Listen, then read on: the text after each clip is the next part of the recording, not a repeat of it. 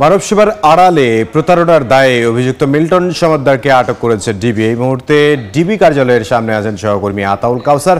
সরাসরি যাব তার কাছে। কিছু সময় আগে মিল্টন সমাদ্দারকে অর্থাৎ চাইল্ড অ্যান্ড ওল্ড এজ কেয়ারের যিনি স্বত্বাধিকারী রয়েছেন, যাকে নিয়ে গত কদিন ধরেই গণমাধ্যমে বেশ কিছু নিউজ প্রচারিত হয়েছে, সেই মিল্টন সমাদ্দারকে গ্রেফতার করেছে ঢাকা ডিএমপি গোয়েন্দা শাখা। আমরা এই মুহূর্তে আছি মিন্টু রোডে গোয়েন্দা কার্যালয়ে। এখন কিছু সময় পরে গোয়েন্দা কার্যালয়ে তার অ্যারেস্টের বিষয়টি নিয়ে একটি ব্রিফ করার কথা রয়েছে।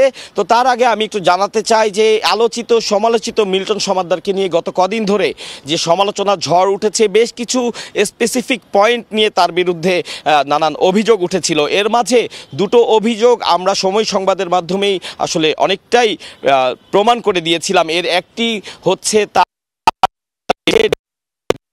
প্রতিটি লাশ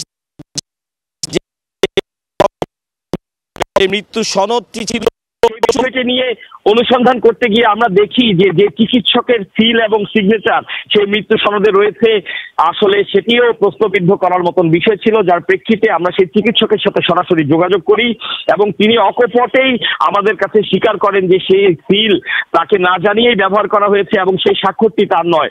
অর্থাৎ যে জালিয়াতির একটি সুস্পষ্ট প্রমাণ, সেটি আমরা সময় সংবাদের মাধ্যমে ইতিমধ্যেই দর্শকদের কাছে তুলে ধরেছিলাম। এবং আরো একটি বিষয় আপনাদের জানাতে চাই যে যে কোনো মরদেহ যখন দাফন করার বিষয় আসে, সেটি অবশ্যই যদি তার স্বজন থাকে সেই স্বজনদের মাধ্যমে দাফন করার নিয়ম রয়েছে। আর যদি কোনো স্বজন না থাকে, সেক্ষেত্রে একটি বেওয়ারিশ লাশ যদি দাফন করতে হয়, সেটি কিন্তু নিকটবর্তী বা যে থানার অধীনে যে জায়গাটি, সেই থানাকে অবশ্যই অবহিত করতে হয়। সে থানায় গিয়ে একটি জিডি এন্ট্রি করতে হয়।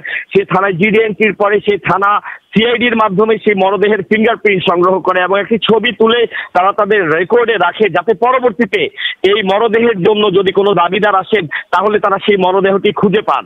কিন্তু অত্যন্ত পরিতাপের বিষয়, এই মিল্টন সমাদ্দার ইতিপূর্বে যাদেরকে দাফন করেছেন, তিনি বিভিন্ন সময় বলেছেন যে 900 ব্যক্তিকে তিনি ইতিপূর্বে আজ পর্যন্ত দাফন করেছেন। কিন্তু তার যে child and old age care, সেই হোমস্টি কিন্তু মিরপুর মডেল থানার অধীনে। আমরা আজকে বিকেলেই মিরপুর মডেল থানার ভারপ্রাপ্ত কর্মকর্তার সাথে কথা বলেছি, তার সাক্ষাৎকার আমরা নিয়েছি।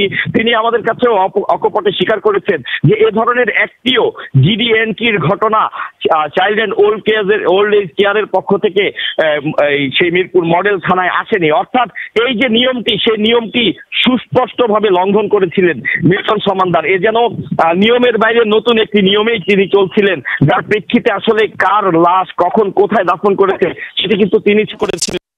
সমাদ্দার নিয়মের বাইরে নতুন একটি চলছে, আপনি আসলে কোনো লাশ গোপন করেছেন কিনা, তিনি কোনো মানুষকে গুম করেছেন কিনা, এই যে অভিযোগগুলো উঠতে পেরেছে, উঠার অন্যতম যে কারণগুলো ছিল, তার মধ্যে একটি কারণ এই অব্যবস্থাপনা। অর্থাৎ প্রশাসনকে না জানিয়ে সম্পূর্ণ নিজের তাগিদে, নিজের খেয়াল খুশি মতো তিনি কোনো একজন মানুষকে তুলে এনে তার চিকিৎসা করিয়ে কাউকে না জানিয়ে তাকে দাফন করে দিচ্ছেন।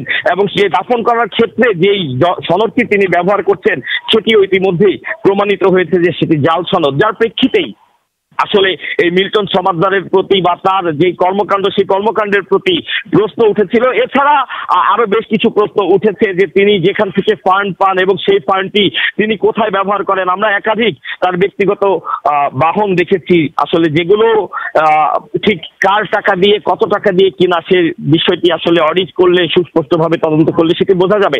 তো যেহেতু আজকে তাকে অ্যারেস্ট করা হয়েছে, আশা করছি যে তদন্তের পরে পরিপূর্ণ একটি চিত্র আমরা দর্শকদের সামনে তুলে ধরতে পারবো। এই ছিল মিন্টু রোড থেকে মিল্টন সমাদ্দারের গ্রেফতারের বিষয়ে সর্বশেষ তথ্য। রাজধানীর মিন্টু রোডের ডিবি কার্যালয়ের সামনে থেকে সহকর্মী আতাউল কাউসার।